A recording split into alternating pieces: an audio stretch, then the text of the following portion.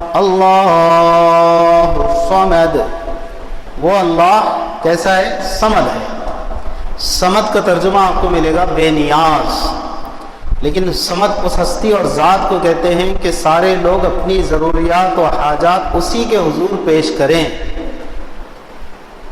ہر ضرورت مند اسی کو پکارے، اسی سے مانگے، اپنی تمام تر ضرورتیں وہ اسی کے آگے پیش کرے اور اسی سے مطالبہ کرے، اسی سے دعا کرے اور اسی کے حضور عرضی دے کہ اللہ ہماری یہ ضروریات ہے۔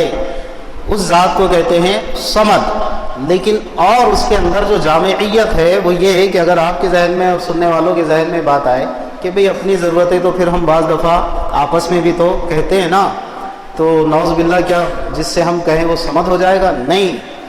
صمد کے مفہوم میں جہاں یہ داخل ہے کہ تمام لوگ اپنی ضروریات اس کے آگے پیش کرے اور اس سے استدعا کرے، اس سے دعا کرے کہ یہ ہماری ضرورتیں ہیں، آپ اس کو پورا کیجئے، تو ساتھ ہی ساتھ جس کے حضور صمد اس کو کہتے ہیں کہ جو ساروں کی ضرورتیں پوری کرتا ہو اور ساروں کے کام اس کے بغیر نہ چلتے ہو، لیکن اس کا کام ساروں کے بغیر چلتا ہے۔ اور تھوڑا سا لفظوں میں اگر بدلاؤ کرے تو صمد اس ذات کو کہتے ہیں، یہ صفت اس بات کی طرف، اس معنی کی طرف دال ہے اور دلیل دیتی ہے کہ صمد اس کو کہتے ہیں کہ اس کے بغیر کسی کا کام نہ چلے اور اس کا کام سب کے بغیر چلتا ہو۔ وہ اللہ کی ذات ہے، احد بھی ہے اور صمد بھی ہے، کہ کسی کا کام اس کے بغیر نہ چلے لیکن اس کا کام سب کے بغیر چلتا ہو۔ ہم کو تو اللہ کی ضرورت ہے اور ہمیشہ سے ہے اور ہمیشہ رہنے والی ہے اور رہے گی، بس اللہ ہی اپنے فضل و کرم سے ہماری ضروریات کو پورا فرمائے، دنیاوی ضروریات بھی اور اخروی ضروریات بھی۔ دنیاوی ضروریات میں تو یہ ساری چیزیں آگے، رہنا، کھانا پینا، کپڑا، مکان، گھر بار، معاملات، معاشرت، جو کچھ بھی ہم کرتے ہو، اور اخروی ضرورت تو سب سے بڑی اور اصل یہی ہے کہ ہم سب کو جنت نصیب ہو جائے۔ اللہ محض اپنے فضل و کرم سے ہم سب کو جنت نصیب فرما دے۔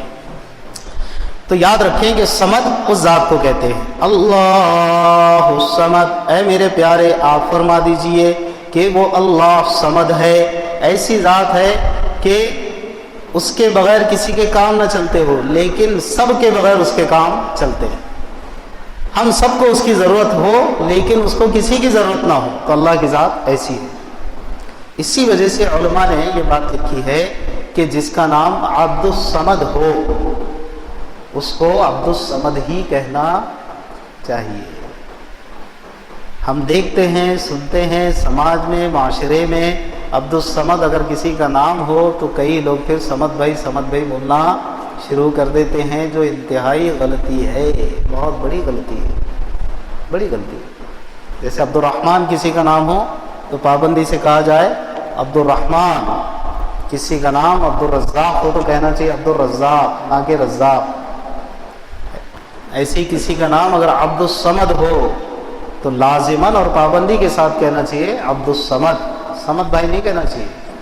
یہ اللہ کی صفت خاصہ ہے صمد، کہ وہ ذات کہ سب کو اس کی ضرورت لیکن اس کو کسی کی ضرورت نہیں ہے۔ ہم سب نے بھی، پوری مخلوق نے بھی ایمان لا لی تو اللہ کی شان میں اضافہ ہوگا؟ نہیں، اس کی شان اٹل ہے۔ اور پوری مخلوق نے اگر اس کا انکار بھی کر دیا تو اس کے رب ہونے میں کوئی کمی آئے گی؟ سب نے ایمان لا لیا تب بھی وہ رب، سب نے ایمان نہیں لایا تب بھی وہ رب، اس کی شان اٹل ہے۔ ہاں، سب نے اس کو مان لیا تب بھی وہ رب، کسی نے نہیں مانا تب بھی وہ رب۔ تو بے نیاز ہے اللہ، صمد ہے، ہم سب کو اس کی ضرورت ہے، اس کو کسی کی ضرورت نہیں ہے۔ اب یہاں سے یہ نتیجہ بھی ہم ذہن میں رکھیں کہ ہماری نماز، روزہ، زکوٰۃ، حج، صدقات، خیرات، نیکیاں، بھلائیاں، معروفات، جتنے بھی اوامر پہ کی بجاوری، نواہی سے اجتناب، یہ جتنی بھی فرما برداریاں، یہ کس کے لیے؟ بظاہر تو لگتا ہے اللہ کے لیے، کہا بھی جاتا ہے اللہ کے لیے کرو، یعنی اللہ کے لیے کرو، یعنی اللہ کو خوش کرنے کے لیے کرو، ورنہ یہ ساری نیکیاں کس کے لیے؟ ہمارے اپنے لیے ہے۔ اللہ اس سے بھی بے نیاز ہے، اللہ کو ضرورت تھوڑی ہے ہماری نمازوں کی، اور نہ ہمارے روزوں کی، اور نہ ہمارے صدقات و خیرات و حج و زکوٰۃ کی، یہ تو ہماری اپنی ضرورتیں ہیں۔ اللہ اس سے بے نیاز ہے، اللہ اس سے بے نیاز ہے، اللہ ہے، اللہ ہے۔ ہے اللہ الصمد. یہ سمد کو سمجھانے کی کوشش کر رہا ہوں میں, اس پر بولنے کی کوشش کر رہا ہوں طالب علمانہ طور پر, کہ سمد ایسا کوئی معمولی لفظ نہیں, اللہ بے نیاز ہے. ہم نے جو ترجمہ سنا اس کا کیا, اللہ بے نیاز ہے. تو کیسا بے نیاز کہ سب اس کے نیاز مند ہو, وہ سب سے بے نیاز ہے. ساری مخلوق اس کی نیاز مند, لیکن وہ سب سے بے نیاز. وہ ہے میرے رب کی یہ صفت سمد, وہ ہے میرے رب کی شان. بس اللہ ہم سب کی تمام ضروریات کو اپنے خزانے غیب سے پوری فرمائے, اپنی سچی محبت اور معرفت ہم سب کو نصیب فرمائے. یا رب صلی وسلم دائما ابدا علی حبیبک خیر الخلق کلہم.